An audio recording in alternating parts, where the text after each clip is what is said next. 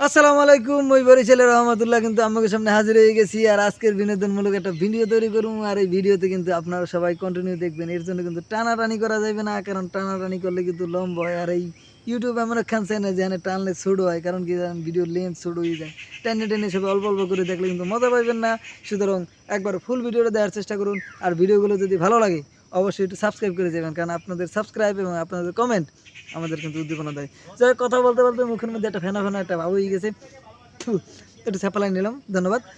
তো মুই আজকের ভিডিওতে যে বিষয়গুলো আলোচনা করবো সেটা হচ্ছে বরিশালরা কীভাবে কথা কয়, আর এই কথা কওয়ার মধ্যে আসলে মূল মজাটা কোন জায়গায়। যাক, এই মূল মজাটা কোন জায়গায় এটা বুঝতে হলে কিন্তু ভিডিওটা কন্টিনিউ করতে হবে। তো ভিডিওটা কন্টিনিউ করতে থাকো।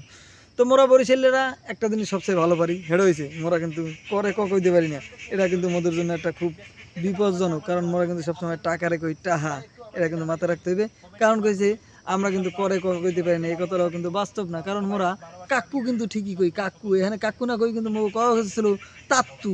এই তাত্তু কিন্তু মোরা কই না, মোরা কিন্তু ঠিকই কাকু কইয়ে থাকি। তো অনেকের একটা ভুল ধারণা ছিল যে মোরা কিন্তু আসলে কইতে পারি না, মোরা করে তো কই। আসলে ধারণাটা এরকমের না। মোগো আঞ্চলিক ভাষাটা এমন হয়ে গেছে যে সব মিশ্রণ একটা অবস্থা।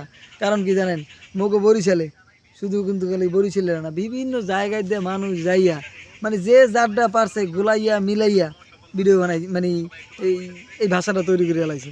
এই লেগে মোরা পড়ছে আসলে বিপক্ষে। মোরা কিন্তু টাহারে টাহা কই, অত টাকারে টাহা কই।